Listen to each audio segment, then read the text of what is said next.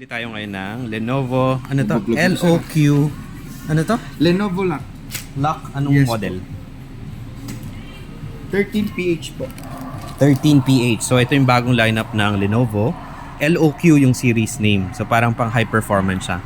Inabot ako ng 60k for this. Kasama na yung dalawang RAM upgrade. 16 gig. Binili ko sa DDR5. PCI Express. DDR5 na siya. Dalawang SODIMM, of course, tapos may expansion siya ng M.2. Ang maganda din sa model na to, parang ginagawa nilang high performance. Halos lahat ng ports nasa likod. Yan, so HDMI 2.1, Ethernet, ano to? May dalawa pa. Tapos gusto ko to yung sa camera, merong off. Yan, may on-off yung camera. USB 3, headphone jack, may USB din dito for mouse. Wala dito sa left side. Yan, kaming ilalim. So one-handed lift, pwede. Yan, LOQ. Tapos ito yung ilalim. Yung power brick niya, medyo malaki. Yan. Buksan natin. Sinesetup pa lang to, no? Sana hindi namatay. Ayoko lang yung sa Lenovo, meron silang like proprietary na nakalagay kung paano. Tapos meron sila, paano i-register, parang inaano ko mag-McAfee. Tapos meron silang kasamang mouse.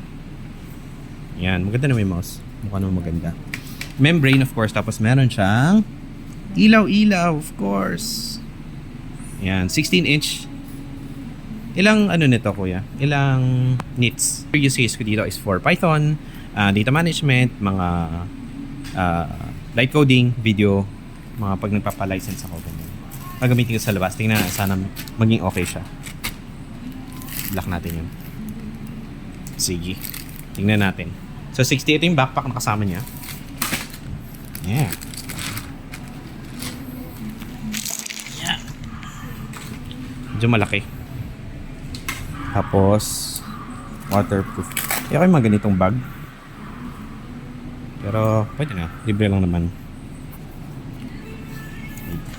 Pad gaming.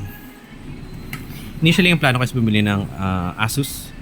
Merong cheaper option pero kasi ito 13. Okay. Sir? First time ko mag Lenovo. Check Wi-Fi. Magmawakan sir. Baka maganda. Static. Wi-Fi. Ito yung NVMe. So, NVMe in slot. Sige.